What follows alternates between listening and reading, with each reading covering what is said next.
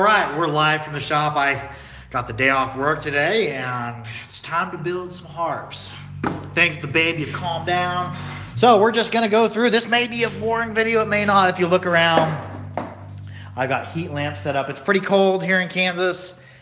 We're down in the 20s as far as Fahrenheit wise. So I'm just gonna be building on a harp, and if you wanna join, that's fine. If not, that's fine too.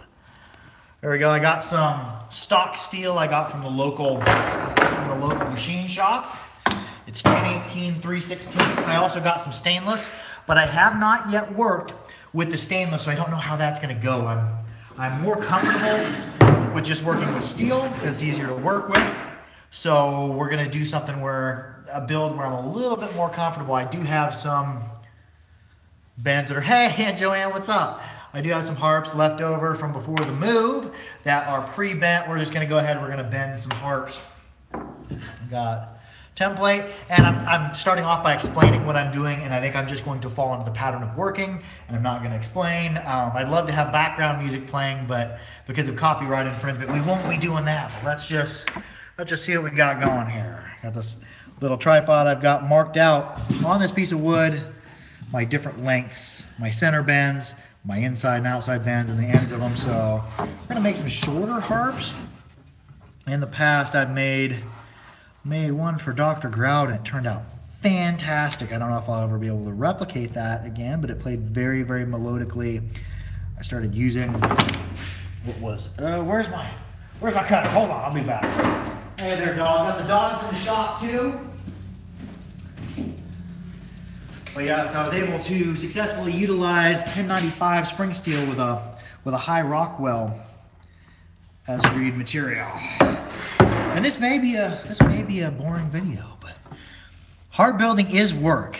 Anybody who says harp building is not work has never built a harp before, and it does have quite the learning curve to it. The last harp I built, I actually ended up throwing away because I didn't like how it turned out. So I still do destroy.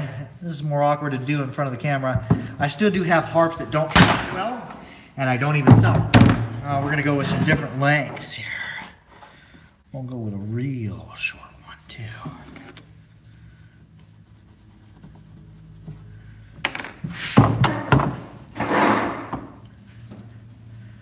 In the shop in the future, I'm gonna have to get some different lighting in here. The LED lights make it kind of hard to see some things.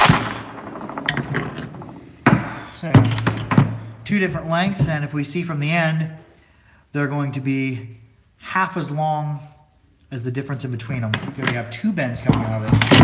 I'll do my three shortest lengths. So I've got some longer ones, some what will be bases already bent and up on the wall. We'll go 3 in. Yeah. Man, it's hard to see pencil marks in the shop here. I think at some point I might switch over to a different LED lighting system or a fluorescent light system. And another thing that makes it hard to see is these heat lamps. The red light off these heat lamps makes it really hard to see things. Now, there we go. We got my 3 different lengths there. Hang this back up. Where did it even go? I'm lost. Somebody here. Oh no, and the little tripod I'm using, I'll just show you this little tripod. I found it online. I think it's a GorillaPod. It's been really making it easier to make videos, especially now that I'm doing more live uploads. And it wasn't that expensive because I use a smartphone now for most of my videos. Some of the unboxings and tutorials I do like on the big camera, which is a Panasonic Lumix G7. And then I have a Rode VideoMic Pro microphone, but now that I've got my little Shure microphone, I've got a little Shure MV51 or MV5 mic that plugs right into it. I've been utilizing my smartphone more because the picture on it isn't horrible. On the live uploads, obviously the picture's not going to be as good because you're dealing with Wi-Fi speeds and stuff of that nature. And anytime I'm not in Wi-Fi range, I really don't do any live videos. Well, let's see. Yeah, this little tripod has made it a lot easier to do stuff, and this is the stool that I'm sitting on. Back when I played guitar a little bit, my wife got me this stool for a birthday present. So this is our makeshift tripod, and always where eye protection. Normally, whenever I'm building the shop, I'd be wearing a respirator. Since we're just doing a little bit of building today, I'm not wearing a respirator so that I can be able to talk with y'all easier. But anytime you're grinding metal, and the older I get, the more conscious I am of safety, because if you're doing something every day, you want to make sure that you're protecting yourself so that you can do it when you're old, because I'm only 33 years old, but someday I'm going to be old. I'm going to grind these ends off here. You see where I nipped them off? They're not smooth, so we're going to get rid of that. And the grinder I use, it's not an expensive grinder. It was about 80 or 100 bucks. It's a variable speed. I like that. It has a little knob on it for turning up and turning down. So when I'm doing large stock removal, like what I'm going to be doing here, I can have it in high speed. And then when I'm grinding reeds or doing fine grinding or whatever, or the finer wire brushing, I can turn it down, and it really is nice to have that slower speed. All right, moving forward, I'm a rambler. And I like to go back and forth so that the grinding wheel wears a little bit more smoothly. If not, you get kind of a hump in the middle, or one side's more uneven. And when you go to grind your reeds, you really want this to be dead flat. Now I do have a flattener, a grinder dresser, but most of the time I don't even have to use it, because if I have one side that sticks out more, I'll just concentrate on grinding it back even.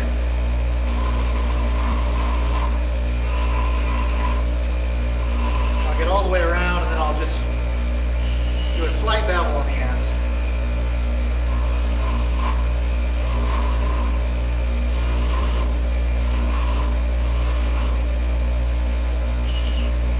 There we go. I got some nice ends there. I got it all.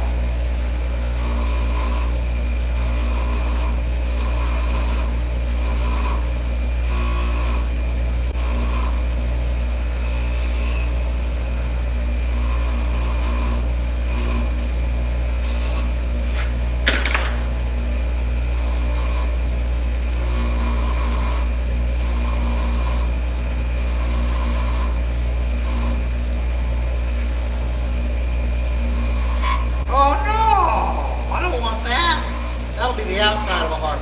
Stop that.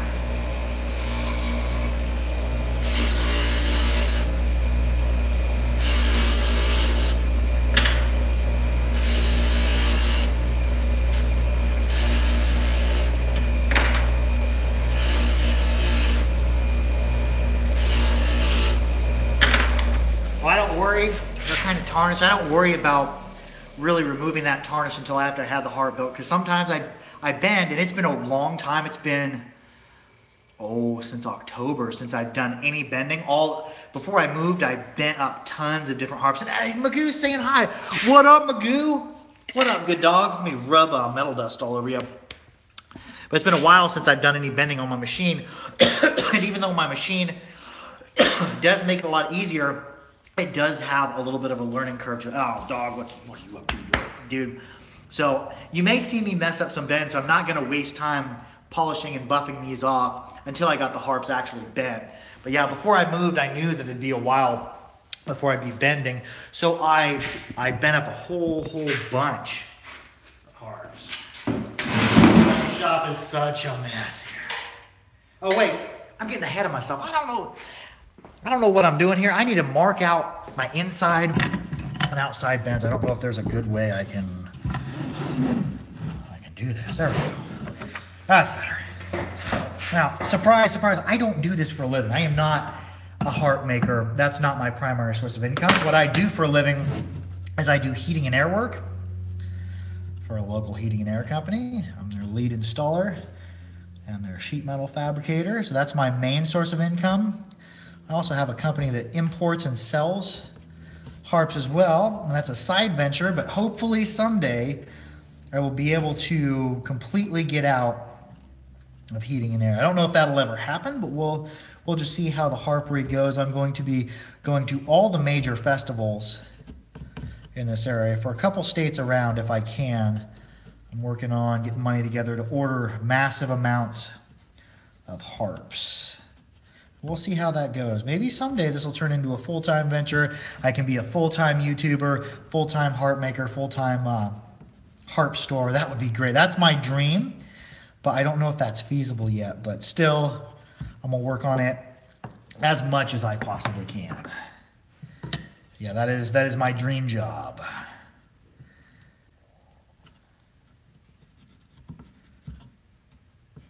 And lunch is on inside. My wife's here with the baby. She's got 3 months off of work for the baby. And then I had today off because my sister-in-law, my mother-in-law came down. And tomorrow my mom's coming down to see the baby. And we got lots of people coming down to see the baby. Right now, got supper, or not supper, but lunch is warming up on the stove. Here after, probably about noon, probably in half an hour or so, I'm gonna pull off and go cook lunch. Don't want to be eating out too often, so we need some home-cooked meals for the wife and the baby. He's doing different lengths. Marking them all the way around. If I ever went into professionally making harps, if it was my full-time job, I'd probably create a machine or something that would ink these all the way around. I don't know how exactly I designed that, but everything I build or design is by trial and error. And I did have a little bit of background to metalworking since I am a metal fabricator, a tinner as well. So I knew about making cold bends, I knew about angles and how they relate to each other. So I did have a little bit of an advantage harp making, but harp making is by far harder than most metal fabrication is, because not only do you need to get the measurements and get things to match up correctly, it also has to sound good. So everything in the past I've built metal-wise, sound isn't really a factor because they're not musical instruments. Now we can go over to the bender, and I don't know how this is gonna go. It's been a long time. If we say October, November, December, January, 4 months. Yeah, I got to sound the trumpet there. My nose has been broken many, many times in my life from MMA and kickboxing. So it doesn't always work the best. When my son was born with a nose that works, and I'm like, oh, I'm totally jealous. Working nose. I wonder what that's like. Okay, we'll see if we can do this here. See if I can remember how to make the bends, because it's been a long while. We need stop. What I love about this machine is it has stops to it. Oh, we can hear Mr. Donovan in there crying. Okay, that's going to be stopping point.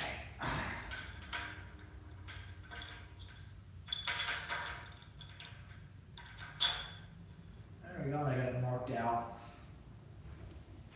Just with a pencil. Eventually I'm probably going to take and scratch a mark in there, but who knows, a year from now, I may be doing an entirely different pattern, working with an entirely different material if I switch over completely to stainless, which is a possibility, I don't know yet. That may bend differently, have a different amount of kickback to it, or spring back whenever you're bending something cold. A lot of times you have to overbend it just a tad, because it will have a little bit that it springs back. And this is actually an American-made machine. This was made in Minnesota. So the wrench size is on our standard. So I went out and I bought 2 black oxide wrenches that are half on one side, 9/16 on the other. Works perfectly on it. And there we are, we're set up. See if I can do this. I don't remember what my... You're gonna see me probably make a mistake here. I got 3 here. If I got 1 or 2 that turn out perfectly, that would be just fine by me. Now I don't have these milled out yet for doing diagonal bends like this, but I do it anyways. I found with a little bit of control I can do it consistently most of the time, but I am out of practice. And I'm going to be having the company make me a set of dies that are made for bending diagonally, but I don't have the money right now.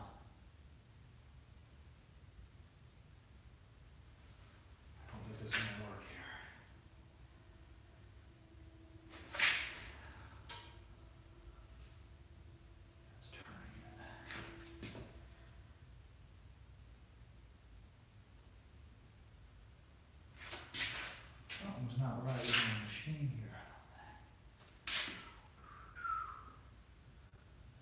too long.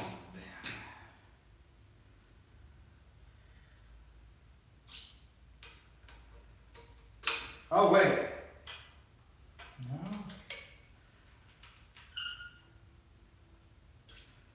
It's been so long since I've done this. Oh, there we go. That makes sense. I got other marks on the other side. That's why, yeah, it's been 4 months since I did any bending on harps. All my harps I had pre-bent before the move. I did 18 of them, so it has been a while.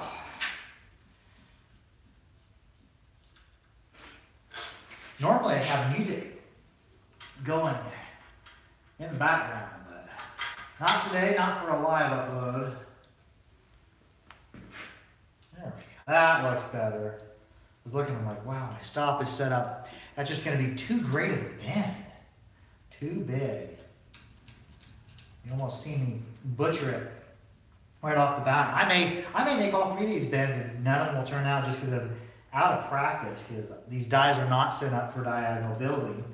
But since I don't have the money to have them made, machined, and case hardened yet, I just make do. Many people make do with much, much less than this. A lot of makers, all they have is torches and vices for bending. I've seen videos where they'll bend and they'll use like a socket as their radius and they'll bend it all on their vise. Like some of the makers, if you look up, it's called Making a Morchang on YouTube, Master Mohan. You'll see him making a Morchang using nothing but simple tools with a little goat skin fired bellows in a hole in the ground on little anvils. Absolutely fantastic. Yeah, many makers have much, much less than this, and they make a harp that's much better than I do. So,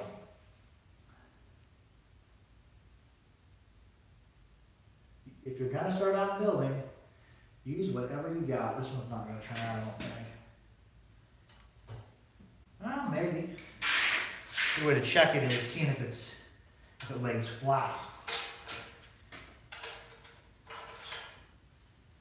I think it was about 10, or that'd be 170 off 180. So I call it 10.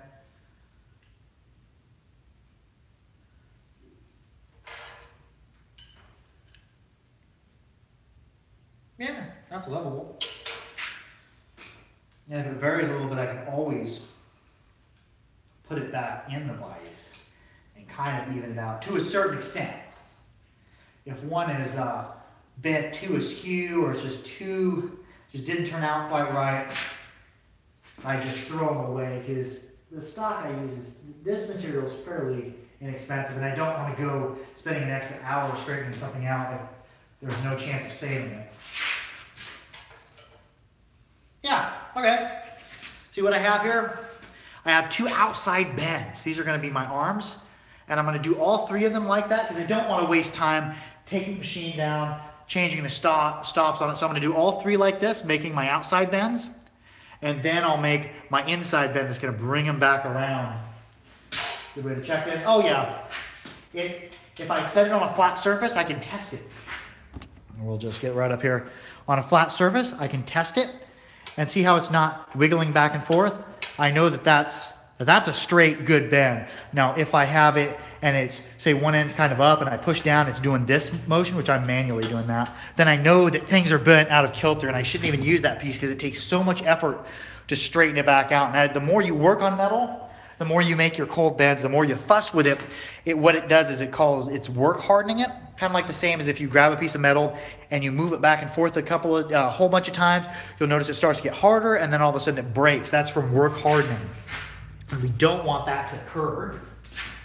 And it's good to have somebody else to ramble to. With the infant being born, Donovan, I go off on long rambles explaining stuff, which my wife appreciates that because I'm no longer just rambling off useless information to her. I'm a big fan of just accumulating knowledge as much as I can, even if it's on a subject that doesn't help me. There we go. Hey, might turn out, Magoo. What do you think? Magoo's the dog. You see, it's a mess here in the shop. It's been muddy in the backyard. This is where I let the dogs in to let their paws kind of dry before I let them in the house. And they track mud all in the house. And anyways, the house has stayed a lot cleaner now that we have a baby, because I'm just going to go off on a tangent on babies, and I'm just going to continue bending, and you're going to have to listen to my ramble, and that's on you. You tuned in, so you're a part of this. I kind of troubleshoot a baby when the baby's fussing or crying, kind of like I would an air conditioner. What I do is first I check the diaper, because if his diaper is dirty, even if he's crying about some other issue, you can calm him from that issue, but he's still gonna calm down and then realize that his diaper's dirty. So I'll fix the diaper issue first. There we go. Another good bend. And it's flat. Excellent. I got 2 out of 3. One more. And I'll fix the diaper issue. And then if it's not that, I'll see, is it gassed? Does he need burped? It's I kind of do like a flow chart like you would in troubleshooting a piece of machinery. Is it gas? Does he need burped? And if it's not that, then the child is probably hungry. So if we run through those 3 things and the child's still crying, then I figure, okay, this is factor X. This is a child who's inconsolable. I also, will swaddle them up, lay them on their side, lightly swish them back and forth, white noise, all that. And man, we're really getting to my baby technique. If I run through my flow chart and it's nothing that I can troubleshoot, what I'll do is I'll start vacuuming. Get that white noise. Vacuum works the best, and I'll vacuum the entire house, put them in a bassinet, move them around to different rooms while I vacuum. And that normally works, and the house gets cleaned. And that child likes to be, he's like me. I don't know if you call me hyperactive or ADHD. I like to be up, moving around, doing stuff all over. And that kid is kind of the same way. He likes to be carried around the house. He likes to be a part of everything you do. And I think he might have inherited that from me. He likes to be all around. And this one lays flat too. 3 out of 3? What's going on? I still may screw these harps up in the next bend. I don't know. But yeah, the child, I think he inherited my kind of hyperactive, and it's kind of a blessing and a curse, because when it's time to sit down to watch like a movie or something with my wife, I will get up within a couple minutes of the movie being turned on and be about the house, just be doing stuff, whatever, because I like to be up and I like to be moving around. I don't like to sit still. It's kind of a curse in that respect. But as far as getting stuff done and having the energy to do the YouTube, to do the harp making, to run the harpery, the store, to help organize the festival, in that respect, the hyperactivity, or whatever we're going to call it, works out pretty good. Now we're going to take the stop off. And I tend to jump around when I explain stuff, but it's not about the destination. For me, an explanation, it's more about the journey. Where are you? You got to be careful not to over tighten these, as I have found out. When I first got the machine, I broke one of these washers. I was tightening down, all of a sudden, pop, the washer split in half. And I was going to use just a regular washer on there, but I figured, I'm going to call Diacro up. It's a Diacro 1A, the company in Michigan or Minnesota, and see if it's okay to use just a regular washer. Well, these washers are designed, if you over torque on this, it splits them so that you don't break the casting of the machine. So that was a good learning experience, and I'm glad I asked. Now, let's get this going. I'm used to singing everything now too when I'm taking care of the baby. If he's fussing, another thing that I will do is I'll just start singing to him. Just start singing whatever I'm doing or whatever he's doing. In the shop today, just building a house. And I am a horrible singer, as you are about to find out. In the shop today, just building a house, just building a house.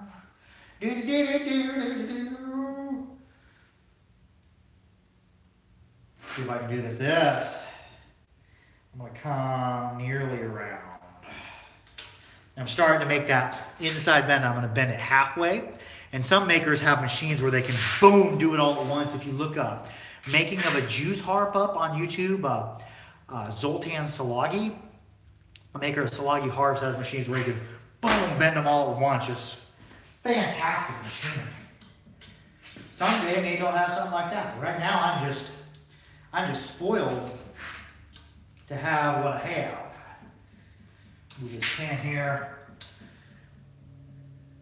Let's see. And it might be kind of uneven. I've messed up many harps in this place right here. This one's probably going to be off.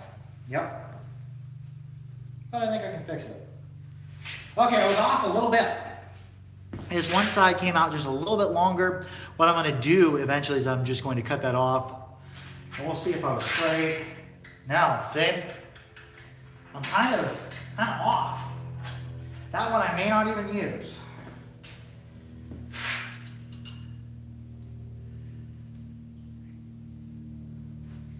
Or I may, we'll see here.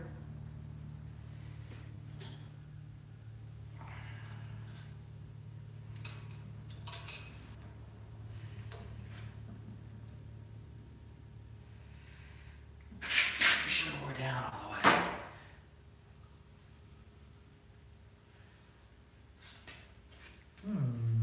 Yeah, still off. Still need to adjust my technique, but I think that I'm a lot flatter on this one. Yeah, that one sits flat, so that's one I'm actually going to use. And we'll just see if this will sit up on the vise. I've got these vise jaws. Kind of looks weird. The lighting's weird because we got this red light coming off the heat lamp. It's warming up in here anyway, so come on, move now. There we go.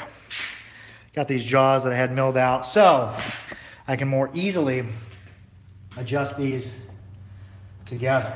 Now I want this end come in a little bit so I can offset it, so I can move individual arms a little bit easier. There we go. Now we're getting somewhere. This is a shorter harp, so I'm going to, oh, there we go. I want them about parallel before I do my sharpenings. So yeah, about parallel. Are we pretty, oh, we're dead flat. Like having, on the back of the vise, I like having an anvil surface that's flat. I don't ever beat on this. I just use it for making sure a harp is flat. If a harp's not flat, this is what it's going to do. Boom. See that? That's a harp that's not flat. And I may be able to fix that. I may not even fuss with it because you can have everything else correct on a harp, but if your arms aren't straight, especially at the back, if you're off on your planes, it really throws your sound off.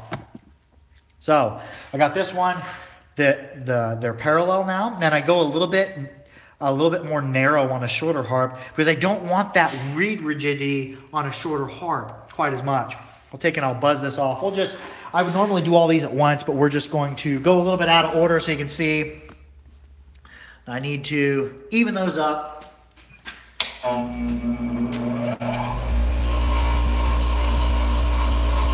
going, stop that.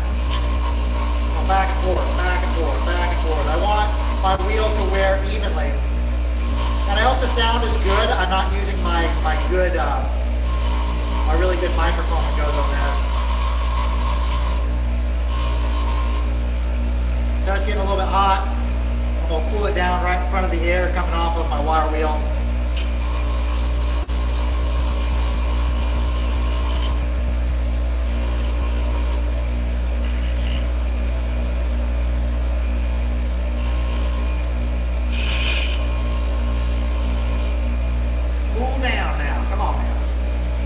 If I get too far out, like that one was quite a bit longer, I probably could have just put my bolt cutters on there and nipped it off close, but not even because I don't want the deformation of the metal near my end.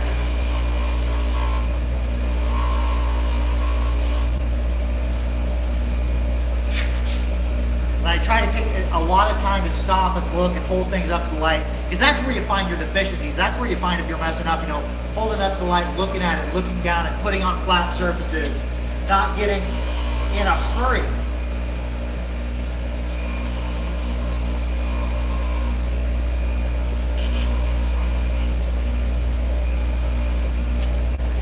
Now I can go ahead and take this to the wire wheel. I can clean it all up because I know this is going to be a harp that's going to turn out, or has the potential to turn out really nicely.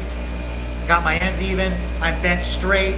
In the things aren't out of kilter in the third plane, what I like to call the third plane. I'm nice and parallel here so that I can sharpen it up easier, and later on I'm going to bring it down. And we'll probably, before I go on the other one, I'll just continue on with this one, just for y'all's sake. Wire wheel.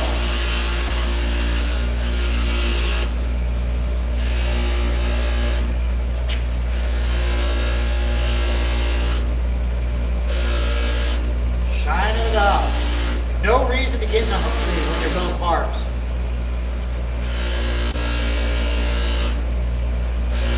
I would rather have a harp come out and take 2 to 3 times as long and be really, really good than make 3 harps that are mediocre. Because mediocre harps are a dime a dozen. You can buy beginner harps on the internet for little or nothing. So what I try to do is build the best quality harp I can with my skill level and what I know. So we're just going to continue cleaning up. And then I'm going to do a little bit of profile on this. We're going to dress it up. We're going to make it look nice.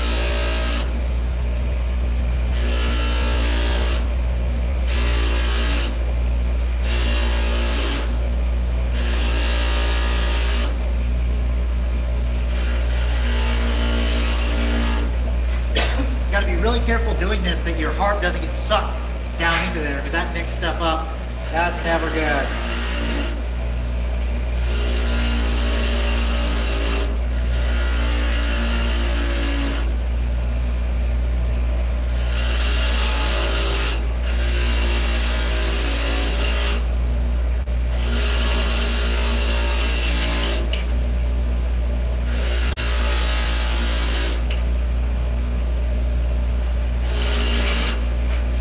We got it shined up nicely now, but it looks boring. My ends are pretty much at a 90. Oh, I got one that's just a tad bit longer. I get them the same. I want them exactly the same. It's kind of boring looking, and I don't like making a harp that's boring looking. If I'm going to spend 2 or 3 hours in making a harp, I don't want it to look boring. I don't want it to look plain. I want to start putting a little bit of my design and a little bit of myself into the harp. So I'm going to take and bevel the ends in this dimension and also amongst this dimension too. And I find that way it fits better in the corner of your mouth. So then, you know, a big blocky end like that. Go back over to our grinding wheel and go back and forth. And eventually I'm going to be getting a couple of belt grinders, which will make this easier, because right now I'm grinding on a surface that's rounded, so it's hard to get a flat, good grind, an even grind on this. You just have to go back and forth and move up and down. So eventually I'm going to be getting probably a couple belt grinders and a slack belt when the money allows. And here we have Magoo, the harp-built dog.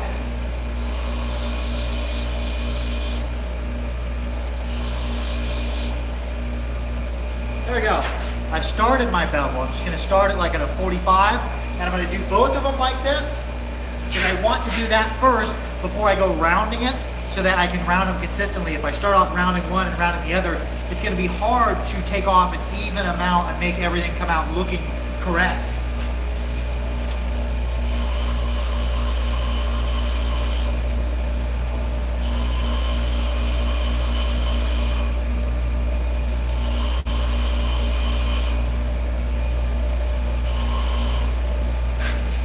There we go. I got pretty consistent on the ends there, so I'm going to bevel them in this dimension now too. If you feel it starts getting warm on your fingers, hold it in front of your wire wheel. It's just like holding it in front of a little fan. And it's especially important to wear your safety glasses around a wire wheel, because sometimes it shoots off, it'll shoot off wires in random directions. You do not want a wire stuck in your eye. A friend of mine, Troll Cunning Forge on Instagram, he's a blacksmith. He got one stuck in his eye. They had to take it out of there, and I don't think he enjoyed it. So and he was actually wearing safety glasses. He has since switched over to a safety goggle.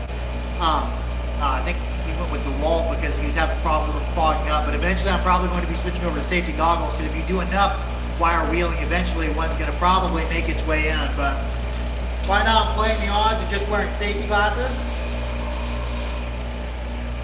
Well, there we go. Getting the bevel on this side as well. I try to get them as evenly as possible. If you get one that wears a little bit uneven, just put more pressure on the side opposite it.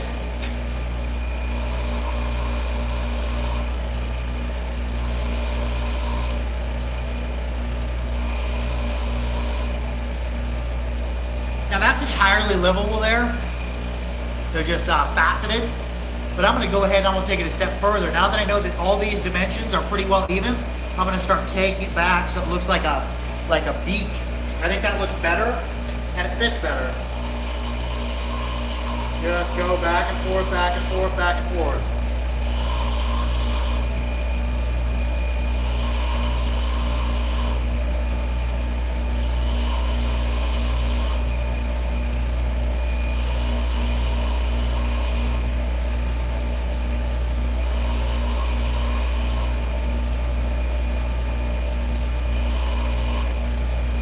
There we go, we're starting to come to more of a beat. And I'm just gonna work that further. I'm gonna do it on the same with the other one.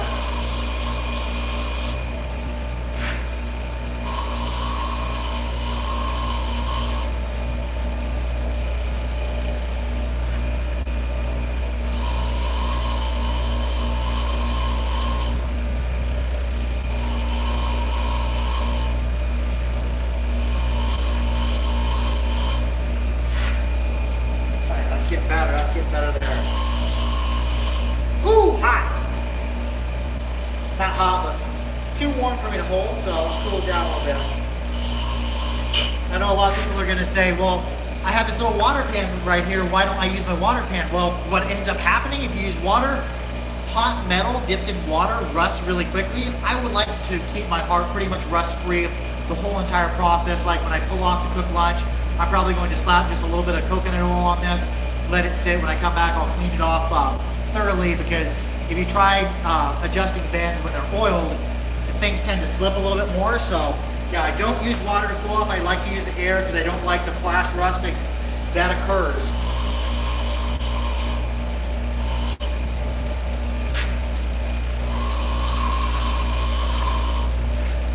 Okay, I'm starting to get that sort of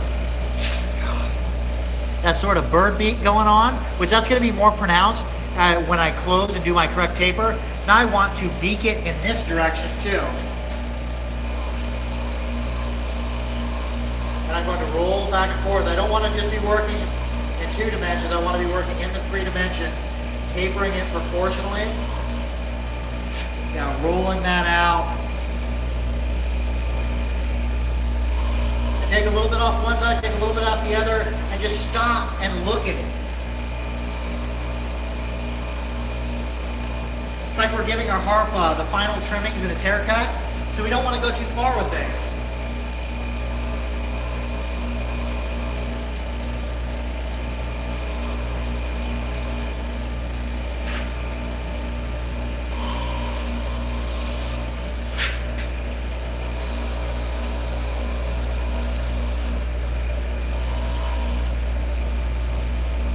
Yeah, that's nice. That's much better. Just a little bit of work. Go ahead and slow her down. And do some nice profiling. There we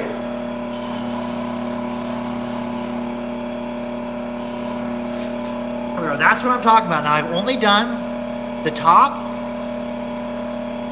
It was profiled in every different direction. And I'm going to do this other side, then I'm going to wire wheel it off, and it's going to blend it all together. Like, we'll just go ahead and we'll hit it with the wire wheel. I'm going to show you what it's going to look like.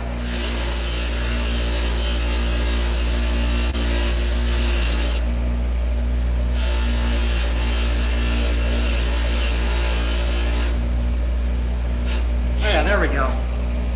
Starts to start blending it in the metal, because the wire wheel actually removes metal. It doesn't remove metal as fast as the stone does, but it is removing some metal. There we go.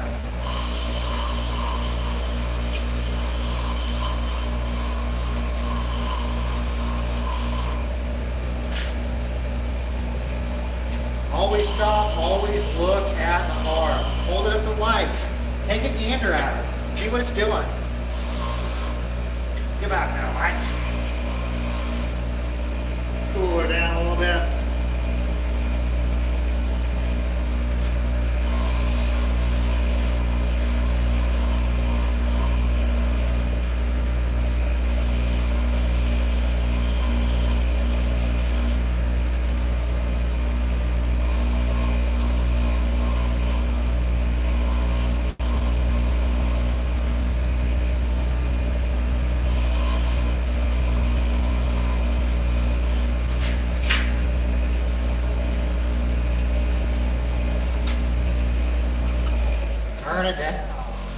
Once I start getting close, I'll turn that wheel down.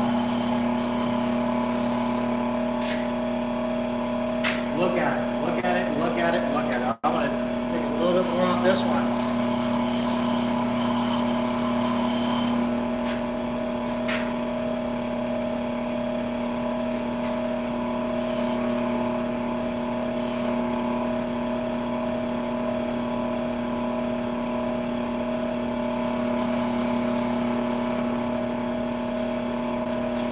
Okay, now it's getting down to where I want, and it's going to be even more pronounced later on when I close them together. It's going to look like a bird's beak. Let's back up. Come on now.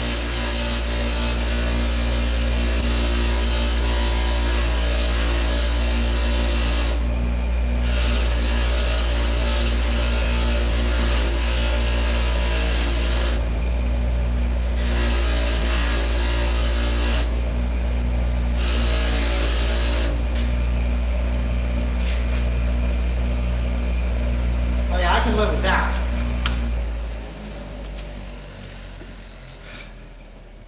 Back here into the light. Maybe we'll set you up here. Maybe that'll work out best. And spinning around you go. Spinning around you go. And that's not a very stable base there. There we go. This Mako falling off there. That's more what I'm looking for. More uniform, better looking than just blocks on the end. I don't like that. Now we've got the harp adjusted, and we'll just go ahead and I'm just going to go ahead and do a short ramble. No! I knew I was going to drop the phone at some point. And I'm going to have me a sip of water here pretty soon, probably in about 10 minutes. And I don't know where my battery's at on my phone. I'm going to go in and I'm going to cook lunch. Y'all are not going to be a part of that probably. I don't think you need my instruction on how to cook lunch. This may not even be instruction for a lot of people. This may just be some entertainment. But I'll just do a short talk about, I have a friend at work and he had a friend who wanted to start up a YouTube channel. It wasn't about a harping. It was about like a how-to channel. And he told his friend, don't start up that YouTube channel. You're not smart enough. You don't have the money to sink into it and you don't have the time to sink into it. I think that is horrible advice. I think anybody who thinks that they should start up a YouTube channel shouldn't wait until they have the money. They shouldn't wait until they can afford an expensive camera. Because right now I'm transitioning off of using an expensive camera. I'm getting more into using my smartphone. I say start your YouTube channel up today if you're going to, and just start making videos. Go to my channel. I think I've got 276 videos. Go back to the first 10 or 15. My videos were absolutely, I was the weirdest, most awkward dude in my YouTube videos. It was like I was trying to do an impression of myself. Yeah, I had a hard time talking and relating. And the more videos I made, the easier that's got going on. Just talking to the camera like it's a person.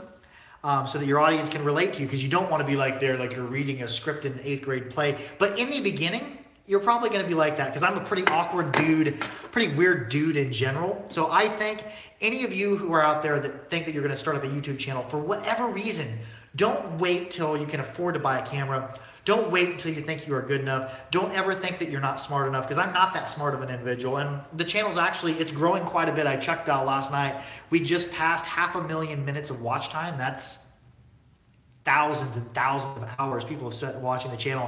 And I feel so blessed that people are tuning in, watching an idiot like me. So if any of you out there want to start up a YouTube channel, start it today, start it tomorrow. Just start making videos. Somebody says, comes with being a pipe fitter, but yeah, my trade too, we're just skilled idiots working really hard in the wet and in the cold. I do heating and air for a living in miserable conditions. But I just say, if you're gonna start up, if you want to start up a YouTube, somebody says LOL, yeah. If you're gonna start up a YouTube channel, don't wait. It's so easy to procrastinate, saying, oh, I'll do it later, or feel that you're not good enough. You are good enough. And you don't feel that you have to be a certain type of person to be on the camera. Just be yourself, because yourself is a much better representation. It's much more interesting than trying to act like something, which is what I did when I first started out. I would, try to act like somebody who wasn't myself, and I've just been finding that it's more successful just to talk to the camera like it's a person. I'm off on a ramble again. So if you're looking to start up a YouTube video, start it up today, start it up tomorrow, just get into it.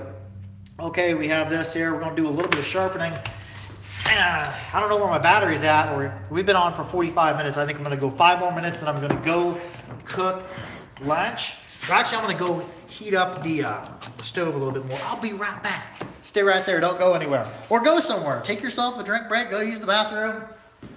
What up?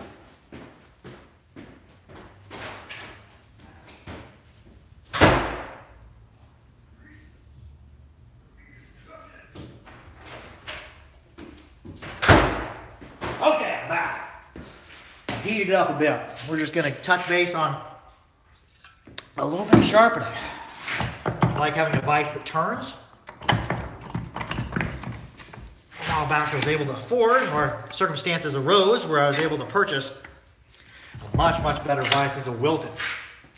And I was able to, at my local machine shop, if you're around here in Salina, it's Hoff Machine Shop, made me these vise jaws. They also made me ones in brass, but I haven't used the ones in brass yet. I'm like, man, the ones in steel worked really well. And if you've watched any of my tutorials on heart building, which I'm not an expert in heart building, but I'm getting much better. I built this little table for myself. It is a 16-inch piece of 2x4. Make sure you have a straight 2x4 and an 8-inch piece of 2x4. And I just took some Torx wood screws. I mean, you could use Phillips, but I use Torx because Phillips slip all over the place. And just screwed it in there as close to perpendicular as I can get it. And then it makes me a nice little table that fits in my vise.